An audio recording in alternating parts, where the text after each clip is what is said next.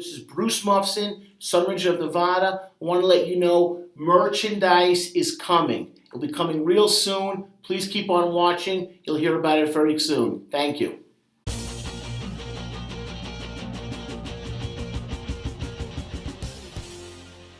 Everyone, thank you for watching once again. This is Sunridge of Nevada. I'm Bruce Muffson, still LCSW.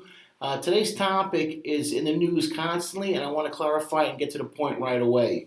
It is violence in Chicago. Why? Here we go.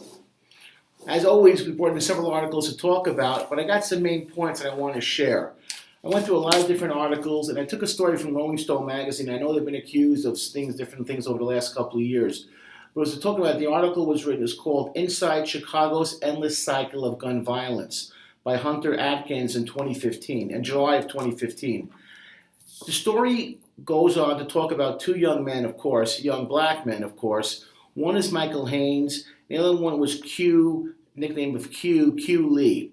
And they talk about a beef that the two of them had. There was an argument over who had a gun. There was an issue. And Michael Haynes was a young man who was trying to climb out of, so to speak, the inner city, go play basketball at Iona College, and was trying to move forward with his life. And Q was a young man that had a lot of problems growing up, and he gravitated towards being a drug dealer and was dealing drugs. And the issue talks about what brought them together, the incident, the beef, the friends, and everything that went along with it. Ultimately, Q shot Michael Haynes and received 14 years in prison for doing so. What's interesting to me, and I want to clarify this, is that you hear the question of why is there all this violence in Chicago? And I want to clarify it with a couple of quick statements.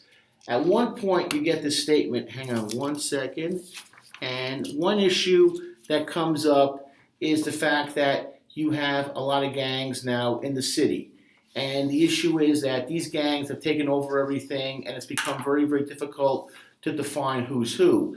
And with so many gangs as well, the issue has become that you can't tell, minor things. Used to be gang related. Now these incidents happen randomly and people are getting shot. Other thing was they talk about was the fact that so many people had left because the city had torn down major housing projects, Cabrini Green, Robert Taylor, Ida Wells. And that people who no longer had at one point never knew each other were now intermingled. And that was another factor. And they try to bring out different reasons why people are doing what they're doing. Okay, it's interesting that Michael Haynes, he had a rough time in high school, went to several different high schools, and he went to a junior college to try and get his career on track called Indian Hills. He meets a woman, a cheerleader, who he bonds with and has a relationship with, and it was interesting what the comment she made. She said, he would come over and we talk about our fathers, and her dad was out of her life since the age of 11, and she made a comment that they made a comment together, dads aren't real. Boom. Michael Haynes' father was in and out of his life. Q's father, in and out of his life. Both of these young men, Michael Haynes and Q, were raised by grandmothers. No fathers. That is the issue of why there is an endless, perpetual cycle of violence in Chicago. Where are the fathers? Where are the men, the role models to be there for these young guys who desperately need to have a father in their life and telling them right from wrong? You could blame the guns, the plethora of guns that are available, old guns, cheap guns, the breakdown of gang life, the changes in population density from one housing project to another. To me, as a clinical social worker, and I deal with this every single day, and it gets depressing and disheartening, is how many kids I see that don't have a father. Think about black people, I want to stereotype them. White, black, brown, yellow. No one has a father anymore. I see this every day in practice, every day in my work. Where are the dads taking control? Now, there was an article from the Huffington Post written by a young woman named Tamesia, if I'm saying that correctly, Bethel. And she had been a former teacher for America alumni. She's from Chicago, went to Yale.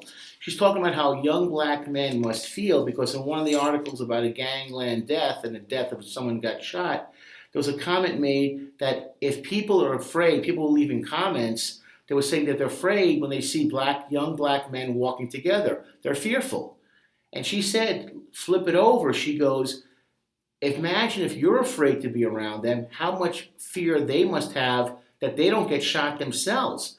In fact, one of the comments made in the Rolling Stone article was said to a former Bureau of Federal Agent was, we're not scared of the police, we're more scared of people in our neighborhood shooting us. That's where it's all coming from.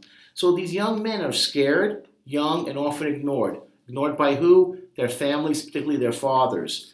And one of the comments made afterwards was that she said, a woman said to her, said out loud, you know, I'm black and I'm afraid of my own people. And that's the problem. When you can't run to a person of your own skin color for protection if something goes wrong, you know there's a problem. And that's the issue, is who can we run to today? Where are the people? What is happening to our children?